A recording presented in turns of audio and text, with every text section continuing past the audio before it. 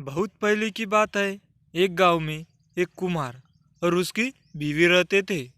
कुम्हार स्वभाव से लालची था, जबकि उसकी बीवी अच्छे स्वभाव की महिला थी।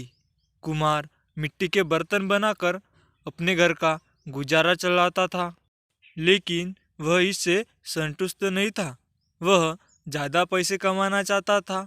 उसने बड़ी मेहनत से कुछ मिट्टी के बर्तन बनाए, जिसे वह बेचने के लिए शहर चला गया। उसे अब की बार मिट्टी के बर्तनों का अच्छा दाम मिलने की उम्मीद थी, लेकिन अब की बार भी उसको पहले वाला ही दाम अपने बर्तनों के लिए मिल रहा था।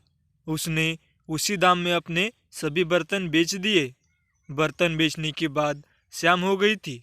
वह उसके बाद अपने घर के लिए निकला, लेकिन जाते जाते रात हो गई। घर जाने के लिए उसको एक जंगल से होकर गुजरना पड़ा। जंगल में कुमार को एक पेड़ के ऊपर एक जिन्न नजर आया, जिसकी एक चोटी थी। पहले तो वह जिन को देखकर डर गया, लेकिन तभी उसको अपनी दादी की याद आ गई, जो उसको जिन के बारे में बताती थी कि यदि जिन की चोटी हाथ में आ जाए तो वह सब इच्छा पूरी कर देता है। कुमार ने एक तरकीब सोची और जिन को बोला, मुझे एक परी मिली थी। वह एक जिन से शादी करना चाहती थी, लेकिन वह उसी जिन से शादी करेगी जिसकी एक हाथ लंबी चोटी हो।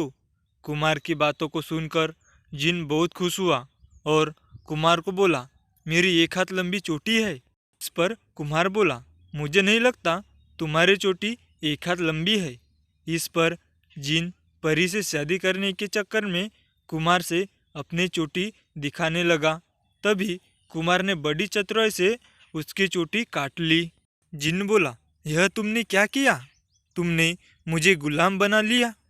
कुम्हार बोला, हाँ, मैंने तुम्हारी चोटी लेने के लिए तुमसे परी वाली बात बोली।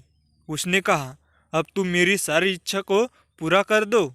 जिन ने बोला, आप हुक्म करो। कुम्हार बोला, तुम मेरे घर को बड़े आलीशान घर में बदल दो और मेरा घर जमींदार के घर के पास रख दो।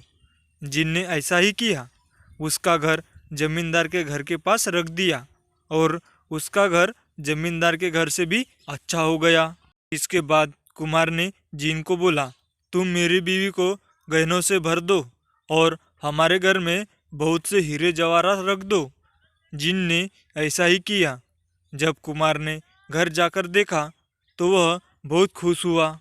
कुमार ने घर जाकर अपनी बीवी को सारी बात बताई। कुमार की बीवी को किसी को कैद करना अच्छा नहीं लगा। कुमार ने जिन की चोटी को एक घर के बर्तन के अंदर छुपा दिया। इसके बाद कुमार और उसकी बीवी के दिन पूरी तरह से बदल गए। जमींदार की बीवी और अन्य गांव की महिलाएं कुमार की बीवी के गहने देखने के लिए आने लगे। कुछ दिनों के बाद दिवाली आने लगी तो कुमार की बीवी कुमार को घर की साफ सफाई करने को बोलने लगी। कुमार ने कहा, हमको घर की साफ सफाई करने की क्या ज़रूरत है, हम यह जिन से करवा सकते हैं। इसके बाद उसने ताली बजाई और जिन हाजिर हो गया। कुमार ने जिन को पूरे घर की साफ सफाई करने को बोला। इसके बाद जिन घर की साफ सफाई करने लगा। जिन से सफाई करते हुए वह बर्तन गिर गया जिसमें जिन की चोटी रखी थी। जिन ने चोटी को उठा लिया। कुमार ने उसको यह करते हुए देख लिया। कुमार ने चोटी मांगी, लेकिन जिन इतना बेवकूफ़ नहीं था। उसने कुमार को चोटी नहीं दी और बोला, तुमने चालाकी से मेरी चोटी लेकर मुझे गुलाम बना लिया था, लेकिन अब मैं तुम्हारी जो पहले हालत थी वही हालत कर दूंगा। यह कहकर जिन ने कुमार का घर वैसा ही कर दिया जैसे पहले था और उनके सारे गहने भी ले लिए। कुमार इससे बहुत दुखी हो गया। कुमार की बीवी बोली, आपके हाथ में बर्तन बनाने का हुनर है, आप फिर से बर्तन बनाइए। इसके बाद कुमार फिर से बर्तन बनाने लगा। कहानी की शिक्षा। इस कहानी से हमें यह शिक्षा मिलती है कि हमें लालच न करके मेहनत से काम करना चाहिए। जिस प्रकार कुमार अमीर बनना चाहता था और उसने लालच किया, लेकिन बाद में उसको अपने किए की सज़ा मिल गई। Thank you.